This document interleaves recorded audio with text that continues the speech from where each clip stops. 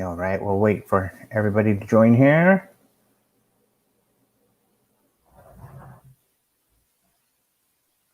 Okay, and here we go. Welcome to another live stream from Den of Geek here on some exciting UFO news. My name's Alejandro Rojas. I am the resident UFO expert at Den of Geek. I've been writing about this topic for quite some time. And luckily, it's been a real exciting time here while I've been writing for Den of Geek. And we've been able to bring you more information than you're going to find even on mainstream media regarding this topic. So UFOs are in the news. Why? Because the DoD says that they have released authorized videos captured by the Navy that the Navy claim are unidentified. Now, if you're thinking, wait, I think I've seen these videos before, it's because you have.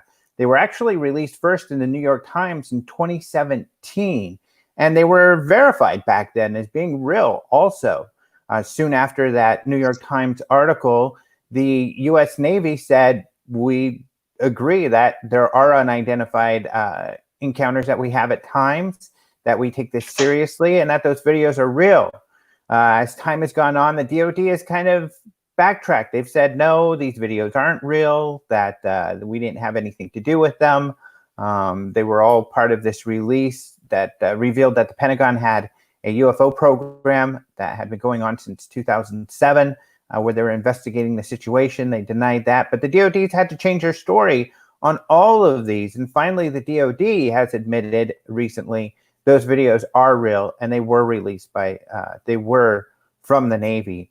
They're claiming they were only just authorized to be released. The 2017 New York Times article says differently.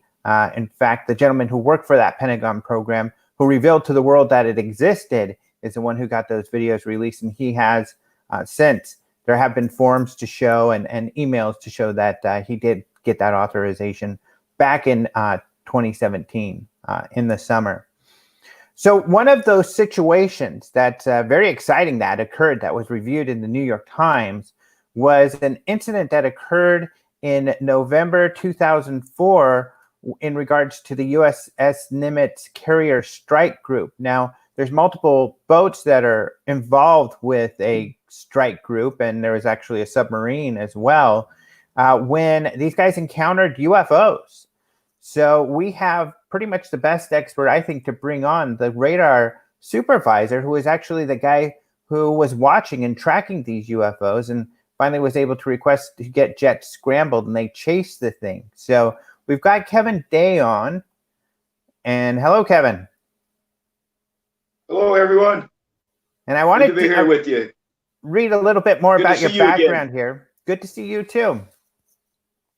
But you're a retired Navy Senior Chief Operations Specialist, specializing in radar systems. Kevin's a Top Gun Air Intercept Controller. He has more than 20 years experience in strike group air defense, including wartime operations. So you've got quite a background working with these radar systems. Indeed, I did. At the time the Tick-Town encounters went down, I had 18 years sea time on that type of ship. 18 years of looking at the Spy 1 radar. So I want to talk about a few things, including your reactions to these latest disclosures, and also some exciting things that you're up to right now, looking into all of this. But I do kind of, in a nutshell, want to review what had occurred in 2004. So maybe if you can let people know, essentially you were catching these strange things on radar for a few days in November. Is that correct? Yeah, we were off the coast of San Diego, about 90 miles southwest or so that day. And this was back in 2004. And you got to remember, Alejandro, the war was still going on pretty hot and heavy. We had received orders to deploy a little bit early. So we were out there training pretty hard. And I was up on watch. I was standing in my anti-air warfare coordinator watch position. And up towards Catalina Island, a couple hundred miles northwest or so, I noticed these odd tracks off the coast of Catalina. The reason why I say they were odd is because there was like 5 of them, if I remember right, from my logbook, and they were at 28,000 feet going 100 knots, which is just a little bit over 100 miles an hour, and they were tracking south. And I was thinking to myself, what in the hell can fly like that? hot air balloon. And no one in our strike group seemed to know what the ID was, and I still don't to this day. They weren't broadcasting any type of electronic signatures that we could help us ID with. They were not on the comm air routes. They weren't flying normal flight parameters. Normally things that high going that slow are probably going to fall out of the sky unless they're lighter than air. We weren't really worried about them so much because as far as we knew, it was something completely civilian, and that whoever those civilians were, they didn't even know we were down here operating. They didn't know we were down here training. So I wasn't really worried about them from a threat or defensive point of view. Here we were off the coast of San Diego. Until the day of the 14th rolled around. That's when I really got concerned because we were about to conduct a major air defense exercise, which was my forte. Is what I did. I was going to launch a bunch of the notional good guys off the carrier, a bunch of notional adversary aircraft out the beach, and we were going to go at it, man. We were going to have a really high fidelity type of air defense training.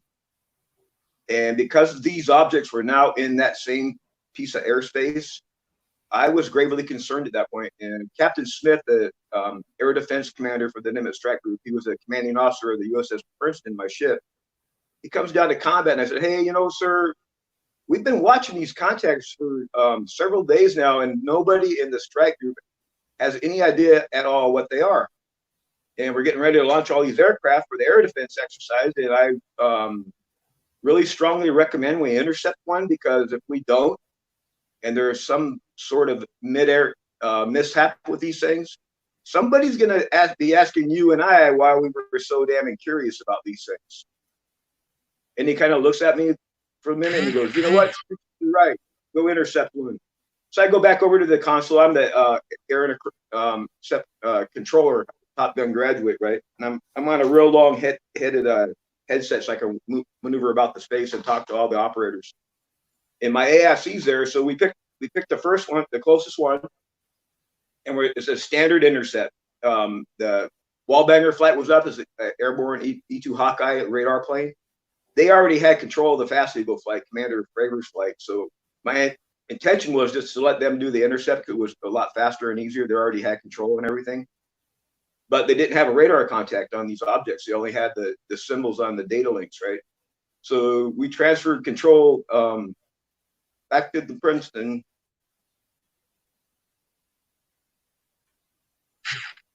And I guess just to clarify, I mean, the Princeton, that's your job, one of your jobs. You guys are looking at the radar ship. There are also planes that are flying above where the campaign area that also have radar. Like you said, they were the ones who couldn't pick them up. And so then you had to zero in the jets. So reference Commander Fravor, who's a wing commander, right? I mean, essentially, as far as pilots go, he's the top dog, right? Yeah. So Fravor goes in, and he actually experienced, you referenced Tic Tac, because he ended up engaging an object that looked like a giant white Tic Tac, correct? Yep. And I mean, he chased it around for a minute, but that's not when the video was captured. At what point was the video captured?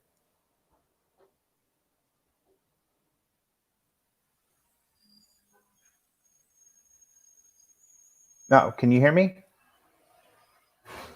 I can hear you. Oh, I was asking, at what point was the video captured? I can find it and send it to you. But I mean, from my understanding, and you can confirm this, is when Fravor got back, everybody, I'm sure, was excited about what had occurred, and another pilot had decided he was going to go capture it on video. Is that your understanding?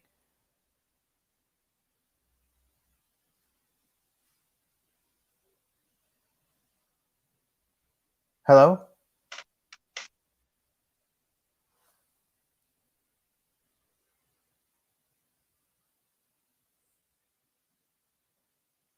Uh-oh, it looks like we lost our guest.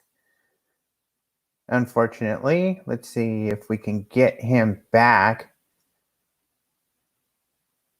Oh, there he goes.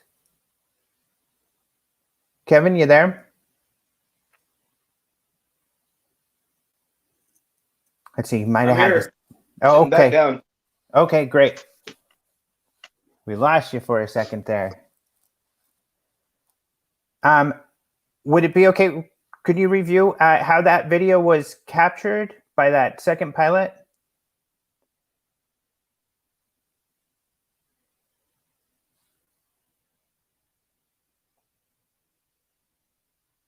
Sir?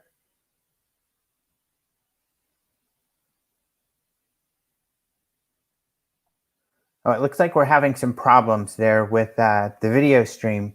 I'll see if I can get him back in just a second. But yeah, just to kind of overview what I was talking about here is that a second pilot did go out and he decided that he wanted to get that object on video, and he did, thankfully. They're using from the F-18 jet FLIR, which is called, technically forward-looking infrared radar. So these might not have been forward-looking, but these little these little video pods that are looking in the IR so they can detect heat, and they caught one of these things on video, and that's what you can see in these videos that have been shared and discussed, and people are really excited about. So there were two different incidents. There's the wing commander, Fravor, who was interviewed by the New York Times, who chased the object, and then the second gentleman was Chad Underwood, the pilot who actually captured the video of the infrared, the little UFO that's been so exciting and has created so much news lately. But another thing that's exciting is that in the area where all of this occurred, there are a group of people getting together to go investigate that area. And let's see if I can get Kevin back on, because he's a big part of this expedition that's going on. Can you hear me, Kevin?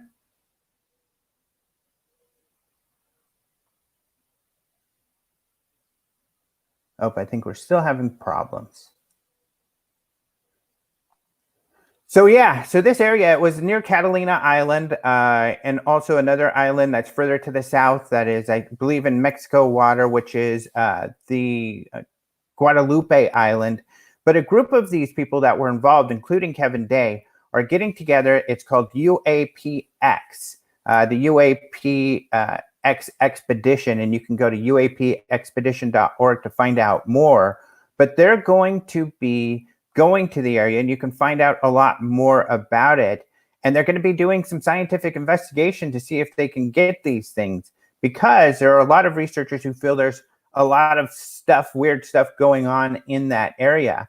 If you saw the television show Unidentified from the History Channel, they actually did some of that on the show. They went down there to Guadalupe Island. They interviewed fishermen in the area. These fishermen said they had UAP experiences, or in other words, UFO experiences. It's also an area where there's a lot of sharks. I believe that's where the hammerheads all come to mate. And so there's a lot going on in that area that's really exciting. So they're going to go down there with some scientific equipment to see if they can find anything out. So anything else that's going on that I know Kevin wanted to share, because they could use some help with funds to put all together, because they've got quite an ambitious goal there, and they want to gather a lot of scientific evidence. Now, they do have a whole host of people, including a few PhDs in areas such as physics and technology, who have joined their team. Also, there's a number of other witnesses, such as other radar experts that work with Kevin, that are going to be going out there as well. So it should be exciting. And of course, we'll keep an eye on this, and we'll bring you more information as it comes. There are some people asking some questions. Some of these are pretty technical as far as radar, and unfortunately, I can't answer some of those questions. I can see if we can get Kevin back. I'm going to try again. Kevin, can you hear? Hey there. Loud and clear. Okay, great. So did you want to talk more about your expedition? Yeah, we one thing led to another after Commander Fravor went public, and when he went public, I knew my life was going to change in that moment because I didn't have a choice. I had to speak up because I was his, what they called the third wingman. I was his air controller for that flight. So I had to back up what he was saying. So when this story broke in December of 17, I went home and I jumped on the internet, and Robert Powell from the Scientific Coalition for UFP Studies had dropped something on YouTube. I went into the chat room and I said, "Hey, Robert, you got to contact me." I was there, and he did. Long story short, I ended up on Facebook in a private closed group. And out of that group, we ended up forming friendships and associations. And long story short, we started a nonprofit. It's called UAP Expeditions. And like you were talking about, Alejandro, I have some really well-known physicists, research scientists, and Silicon Valley entrepreneurs and tech developers on the team. And the whole idea is to crew up the ships with people with impeccable credentials and pedigrees, and then get some really cutting edge high tech. And we're going to go out there. We're going to try to find them, and I'll explain why I think we will in a second. And if we do, we're going to record all the data we can in multiple modalities. And then the idea is to give all the data away to the experts over at SU to let them crunch the data that we collect and tell the world what we found. Our job is to go find it. Mm-hmm. And we do need to raise money, but the neat thing is there isn't anyone on our team getting paid. We're all 100% volunteers, and all of our costs to do the expedition are all logistical. We got to charter 2 ships, and we got to get people and equipment to and from San Diego. They're all logistical costs, and our working number is 84,000. We need about 80. It's a lot of money, but it's not a showstopper It's not a showstopper amount. It's just a pure logistical cost type of money. So if you go to our website at uapexpedition.org, we got crowdfunding set up there, and Dr. Kevin Kenneth, runs the physics lab. He's a quantum physicist on our team. He runs a physics lab at CUNY out of Albany, New York, the university, and he's requesting, and he will be administering a grant to help fund the expedition. And the whole idea is we're going out there in December. We're going out there in December this year, and the reason why we chose December is because this 2004 event happened in November. The ships weren't available in November, as it turned out, so we chose the next month, and we kind of want to do it during the same period of time, because one of our research hypotheses is these objects, whatever they are there every year, probably the same time of year as part of a yearly pattern. There's probably a pattern that exists, and we just got to go there at the right time with the right observers, the right trained observers, and the right equipment. And I believe we'll be able to capture these things. I really do. Because after all, Chad Underwood did it. When Commander Fravor landed back on the Nimitz because he was low on fuel, Chad Underwood's flight was about ready to take off, and he said, "Hey, Underwood, make sure you take a working advanced forward infrared looking radars, so you can get video. Go find these things and get video." And I wasn't there. I was on the Princeton, but reportedly Chad yelled out real loud, "I'm going to go find those things." And he did. So it's my belief that conscious intent, if we consciously intend to go find those things and we have the right people, the right gear, go to the right time of year, we just might get lucky. Well, good luck. I hope you find something. One of the things I think that really helps the credibility of what you all experienced and have been sharing with the world is that the Navy's been very forthcoming. They've been very positive. I mean, they've backed you guys up. They've said, yeah, these things are unidentified. Our guys are telling the truth. That for someone who's been writing about this stuff for a while, it's kind of surprising and a big change because usually they deny things. Were you surprised? What was your reaction to the Navy being so positive and supportive of you all?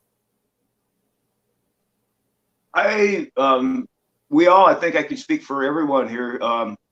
We all felt a huge sense of vindication, you know, because when we all first came out, we caught a lot of grief.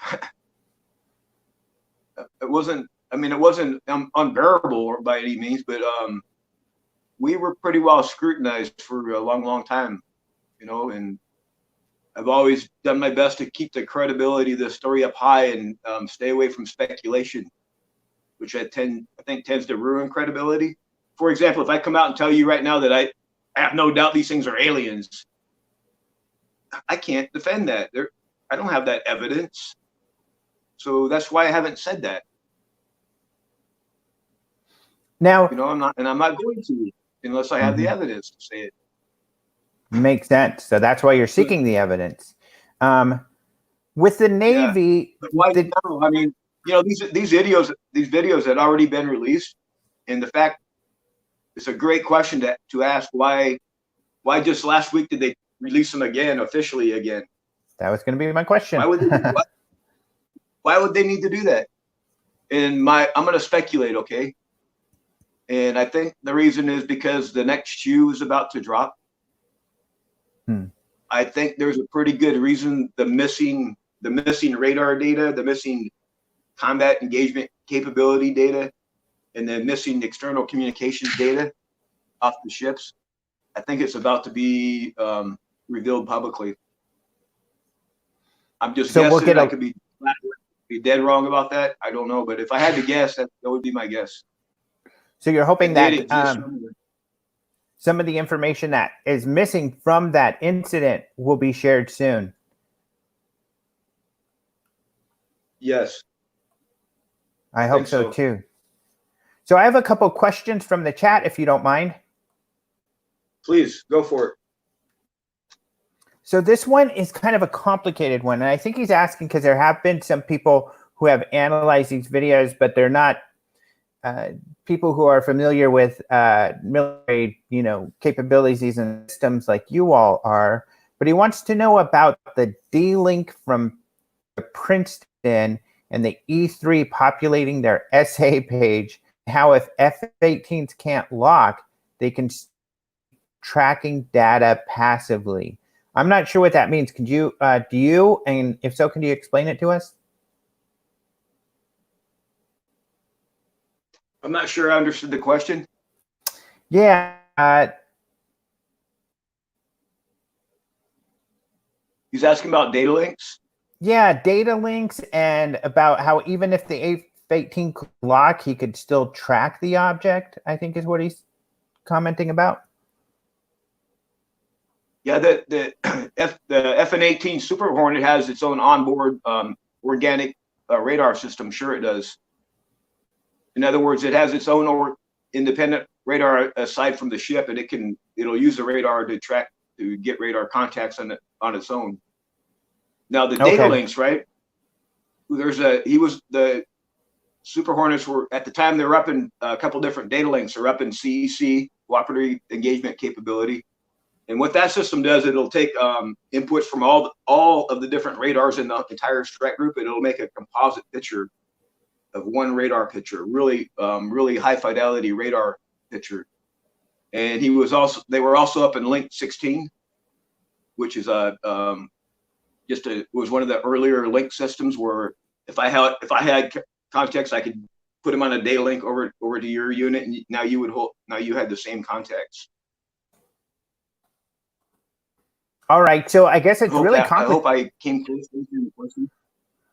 I think so. Just that, you know, it's complicated. Like we talked about, there's your radar system, there's the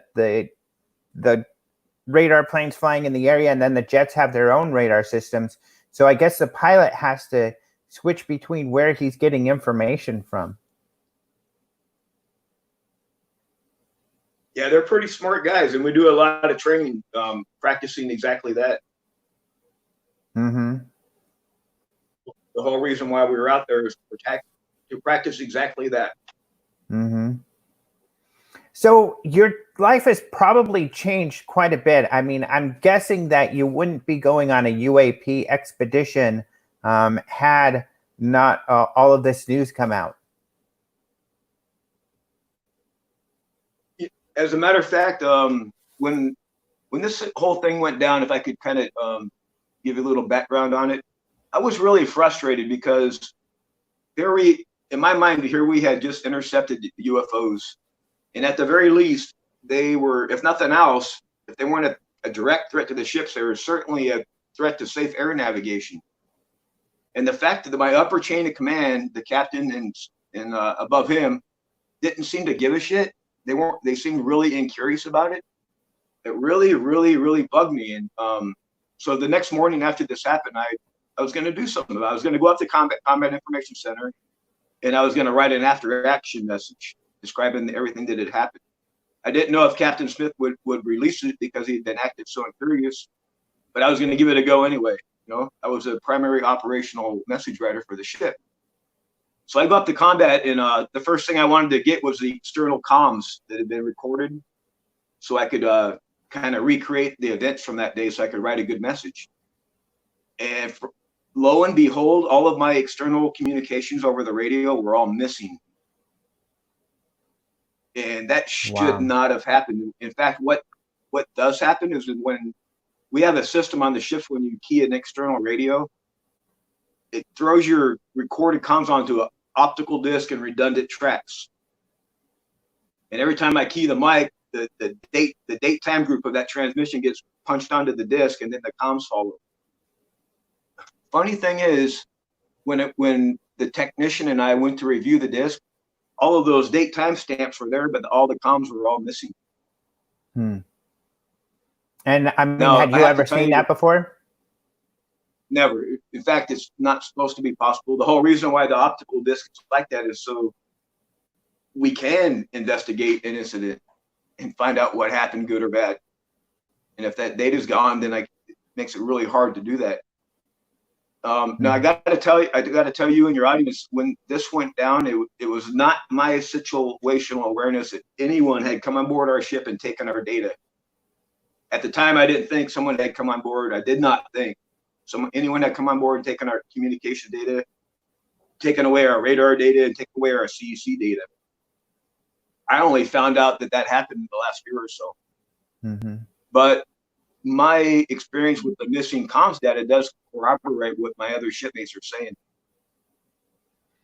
Do you have any idea where that data, who might have taken it or where it's gone? My best guess is in CSED's Morristown, New Jersey, the Combat System Engineering Development Center. They are the ones that do the engineering and development for the Ticonderoga class ships and the Arleigh Burke class ships on the DDGs, in the Aegis technologies. And the reason why I think that is because when the USS Vincennes in 1988 shot down the Iranian Airbus by accident, that's where all that radar and communication data ended up, so they could figure out ways to never let that happen again. So if I had to guess, that's where I think the data is. I could be wrong. The video that Chad Underwood got that is now out there in the public, and now even the DoD has a link where you could download it. Is that, some people have argued that it's kind of a misinterpretation, that it could be a bird or a balloon or a conventional aircraft. What are your thoughts on that? I'll tell you what, man, these from about the 10th to the 16th of November, if I counted up all the different contacts, and then we were seeing them in groups between 5 and 10 at a time over the course of a number of days, there was like 100 of these objects altogether if we counted them all up from point A to point Z. And I have to be honest with you, I don't know if they were all the same type of contact. I don't know. In other words, I don't know if they were all tic-tacs. And the reason why I don't know that is because 2015 over on the Roosevelt, one of the objects that they saw was actually a square box with a sphere inside of it. And the only visual ID we had was the one, the Tic Tacs. So, in fact, I don't even know if they're all different. I don't even know if they were all different contacts. It could have been the same 5 or 10, just recycling over and over and over again, giving it appearance there was more than one track. And these things behave like some super capable flock of birds. I mean, when Commander Fravor did his intercept and he got to the merge spot, the merge plot position, which is basically two objects in the same vertical piece of sky. And when I look at it on a 2-dimensional display, it looks like one object now. Well, this object was about 28,000 feet. He intercepted it. And all of a sudden on the radio, we hear, oh my God, I'm engaged. And right then, that object fell from 28,000 feet down to the surface of the water in less than a second. 0.78 seconds, I found out later the next day. What the hell can do that? And another amazing thing it did during Commander Fravor's intercept is after he got in a minor dogfight with this thing, that object went about 60 miles. It flew from where they were back up to his combat air patrol station, 60 miles away in less than 2 seconds. Yeah, that's extraordinary. Now, you mentioned the Roosevelt in 2015. So the other 2 videos out of this group of 3 come from the experiences, the encounters that they had. When did you find out about those Roosevelt encounters? And were you surprised to see that, they had similar experiences to you in a different carrier strike group? It was approximately a year and a half ago when I first learned of them. And I have to say that I was surprised, but I guess not totally so, because I have a working theory about what allowed us to finally see these things. And again, I'm going to speculate. This is speculation because I don't actually know the answer. But right before the Nimitz strike group had gotten underway in 2004, our ship and some of the aircraft had received a top secret technical upgrade. I didn't know anything about it because I just have a secret clearance. But I think for whatever reason, that upgrade that we received suddenly allowed us to see something that had been in the skies for maybe a long, long, long time. We just couldn't see it before. And I think that goes a long way with explaining why since 2004, a lot more Navy units are seeing them too, because now that technology that we got is fleet wide. So it just kind of makes sense to me. It was our ability to find them was a direct result of the technology we had. So actually, a UFO researcher, if this is really Don Schmidt, someone in the chat asks, were these unknowns in restricted airspace, and at any time did they pose a threat?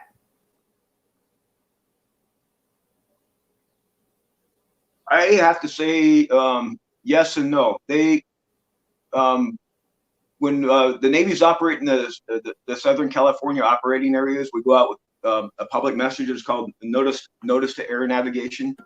And if you're a pilot, you get the notice, and you're advised to stay out of that warning area because there's a military operation going on. So yeah, they were in restricted airspace, but I have to say they never once were threatening at all. In fact, just the opposite. In fact, Alejandro, I got to tell you, I was thinking the whole time to myself, and I never verbalized this at the time, but I was thinking to myself, damn, are these things alive? Just based on their behavior, they're acting like some super capable flock of birds. I throw a pebble and some pigeons on the ground. They all take off and scatter, but then they regroup and go on their way. That's exactly what these objects did. After the intercepts happened, at one time it was raining UFOs out of the sky.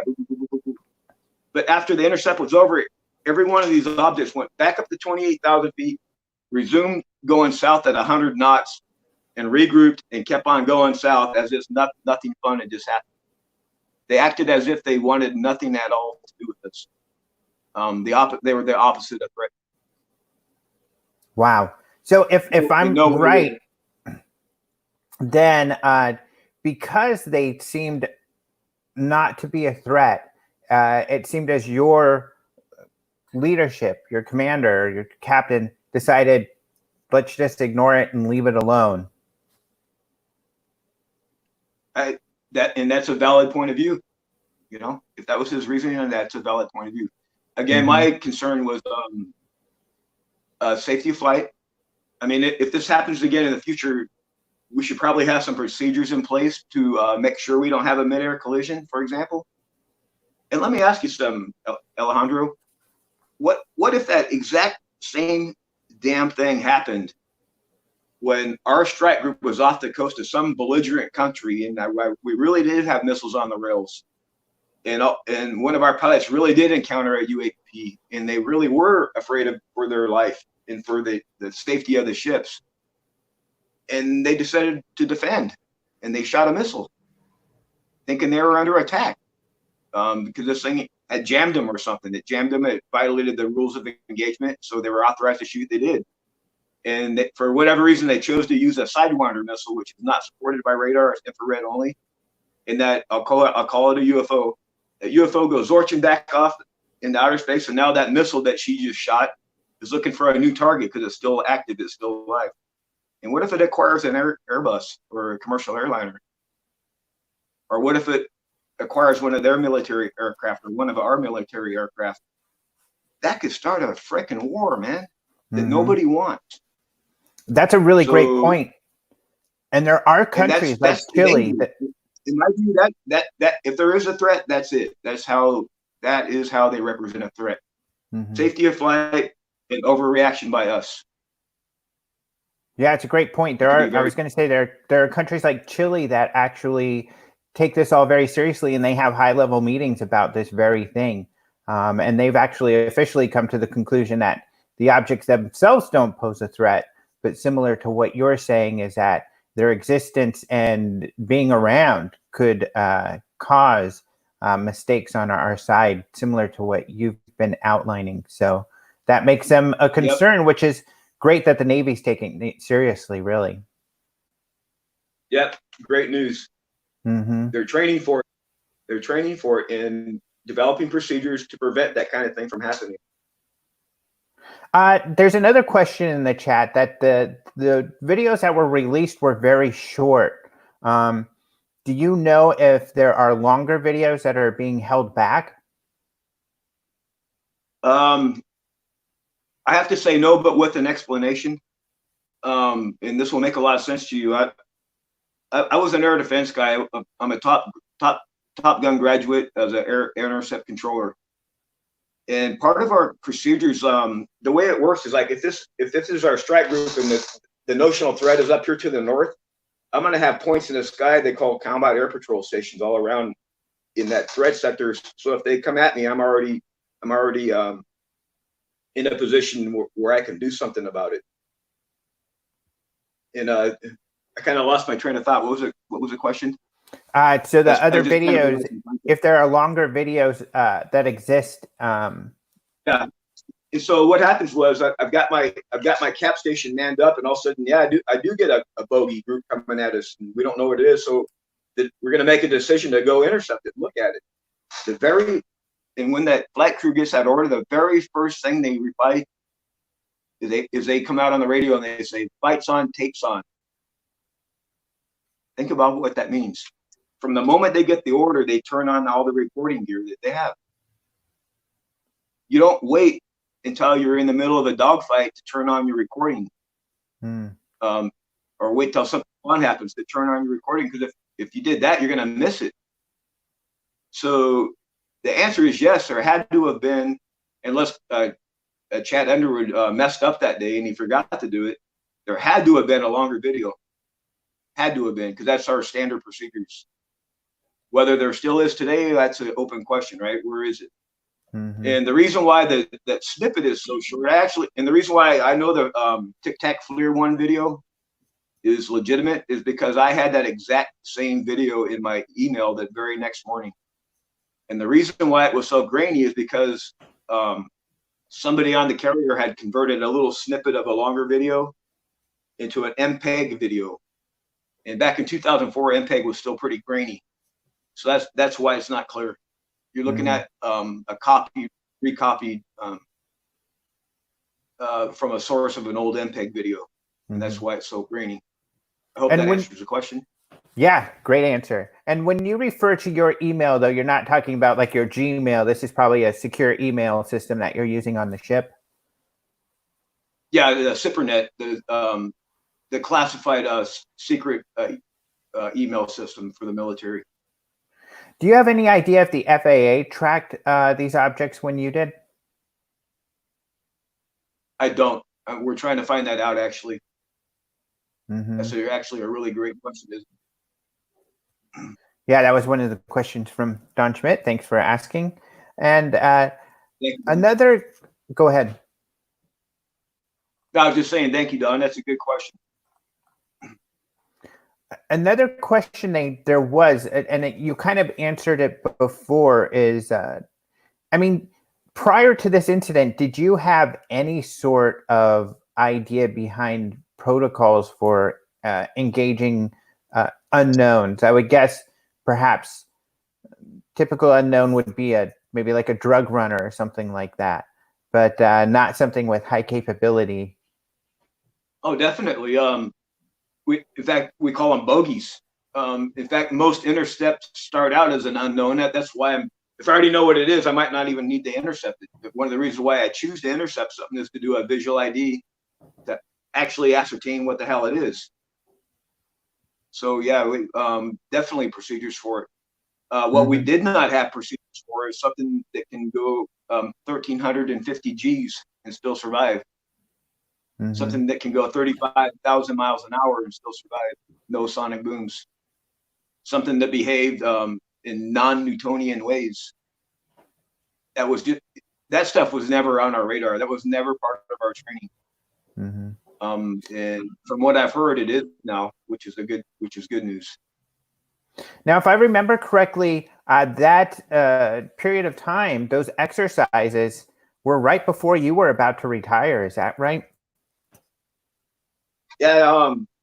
Matter of fact, that turned out to be my very last underway in uniform, and it turned out to be my very last intercept in uniform. The ship got back to San Diego. I transferred to what turned out to be my last command about a week later, and and during this whole time, I was trying to raise a stink about this to get someone's attention, and nobody seemed to give a shit, right?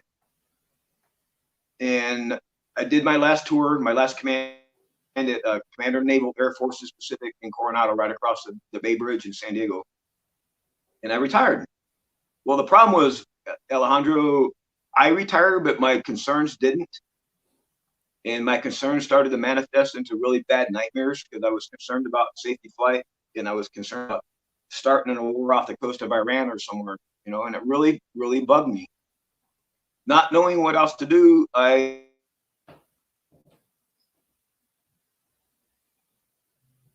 when you try to tell the story. So what I did is I wrote a short story I call it The Seer, and it's a fictionalized account of the Nimitz encounters. And if you ever read The Seer, there's no mistaking that it's the same story. And I wrote a couple other short stories to go with it, and I published it in the Library of Congress. I published the book in the Library of Congress, just in case the story ever did become public, that my story would be a form of contemporaneous evidence that it really happened. And it really did happen. All that happened. The story became public, and now my book is evidence. And I moved on in life. Until Commander Favor went public on December 17, 2017, I had moved on, and I had pretty much forgotten all about it. And I never related the personal problems that I had during the interim period of time at all with what had happened in 2004. I thought I was just paying the price for my own failures, to be honest with you. And that's a whole nother story that I've told before, and it's part of the story for me. But when Commander Forever went public, it changed. My life suddenly changed again. That's for sure. One question was, after all of this did come out, did you have you had other former radar operators come and share with you that they had similar encounters? Yes. In fact, more and more it's happening. one of the problems with people coming forward is people like me that retire in technical positions and with operational expertise and stuff. They tend to get hired on in the civilian world as contractors and stuff, and they tend to be pretty good jobs. Like they're making pretty decent money. And so, who wants to risk that job by speaking out? You got a family. You got maybe taking care of your mom or your dad. You got responsibilities. So I think that prevents a lot of people who would otherwise come out. I think it prevents them from doing it because they're concerned about their families and their livelihoods. Right. I think people don't consider a lot of these real world kind of situations. I mean, more and more that's starting to change. In fact, this whole time our team has been working on some other witnesses that are in that situation. And they're not public, but we have been talking to them. And at some point, I hope that at least a few of them will decide to go public. Someone asked that it was reported that these objects were actively jamming the F-18 radar. Is that true? Have you heard that? And if so, does that indicate to you that it could have been some sort of military craft? That is such an excellent question, because if someone shoots directed energy at me, they call it jamming. In our rules of engagement, if that happens overseas, for example, that actually is an act of war. If I get jammed, and we can definitely confirm I'm getting jammed, I have the legal right to shoot. No more questions asked. Wow. And if Commander Fravor, who, oh, by the way, is one of the best damn pilots the Navy's ever trained and produced, if Commander Fravor says he got jammed, then you can take that to the bank. He definitely got jammed. The question is, was it purposeful? Did that object mean the jamming? Or my contention is, based on the way they were behaving otherwise, I think the jamming was just an aspect of the technology that we don't understand fully yet. That makes sense. It appeared to him he was getting jammed, but it wasn't a hostile intent. It wasn't a hostile act. Had you ever had anything like this happen before? Never. And did your radar indicate the size of the objects at all? No. When I'm looking at my radar display, I'm not even, normally I don't choose to look at the raw radar. In fact, I'm looking at a whole scope full of symbologies. And back in the 1950s, when they designed the systems, they had oscilloscopes that create sine waves. So they based the symbols off a sine wave. The top part of the sine wave is an air contact. The bottom part is a surface contact, and the round thing would be, the bottom one would be a subsurface, and the round one would be a surface contact. So I'm looking at different shapes and symbols, and by looking at that type of picture, I know what the objects are. I very seldom choose to look at the actual radar. And someone's asking, and this is the same asking before, and I understand why they're asking for this clarification, because it's such a shocking story and idea that this sort of thing is occurring. But he wants to confirm, so to you, it's 100% impossible that there was a civilian aircraft jamming radar, and that it couldn't have been friendly military aircraft. I don't have that type of certitude. I just have my instincts and my experience to go on. And the reason why I personally don't think it was us running a test against us is because I used to design air defense exercises for a living. And if I could describe that process in a single word, it would be safety. Everything we do is built around the concept of safety. I mean, these exercises we design them, we execute them, and we debrief them, and we get lessons learned and stuff. Now, if someone, if I design an exercise and some other agency or outfit puts another test on top of my exercise and I don't know about it, and it places my aircraft in danger, that's illegal, man. Can't do that. I mean, it's actually illegal. You could go to jail for doing that. because people could get hurt and very expensive technology could get broken. So I wouldn't want to be the person who decided to do that. But it is, I can't say that it's impossible, because let's say that was the case and that's what did happen. Perhaps there was somebody looking out for safety. I just didn't know about it, and it was, it was covered already. I just didn't know about it. But I don't personally believe that to be the case. I do not believe they were us running a test against us. I just don't. Because I think you made a very strong argument. It's not the way we do things. Mm-hmm. Yeah, it's not the way we did stuff. And I guess we'll make this the last question. Someone's asking, do you suspect that the captain of the Princeton was already clued in on the existence of the tic-tac type objects? And I'm assuming this person asked the question because you had said the captain seemed to react. I have a strong suspicion that's the case, because at one point, it was a day or two later, I got the captain aside. I said, hey, sir, just between you and me, what do you think these things were? And you know what he said? He said, Senior Chief, maybe spontaneously forming ice crystals. And I was so shocked, I started laughing at him. And I thought, oh, shit, I didn't mean to laugh at you, sir. He let me get away with it because it was preposterous, right? Mm-hmm. I thought that was preposterous answer, yeah. And I mean, you would have forming ice doesn't pull 1,350 Gs and remain ice, Right. And I would imagine that you had a lot more experience with those systems than he did. Probably pretty equivalent, actually. I mean, at that point, he had 28 years sea time and I had 18, but all of his service wasn't aboard ships like that. I had a pretty varied command. So we probably had similar time behind the Spy 1 radar. But because of to answer the question, because his answer was so preposterous, I think he was pulling a cover story on me. I don't know, just a guess. But I do think he was clued in, yeah. Mm-hmm. Well, really, where is he now? And where is he now? Yeah. Right? How come he doesn't come out and talk about this? Maybe he can't. Because do you know if he's been approached? He has been, yeah.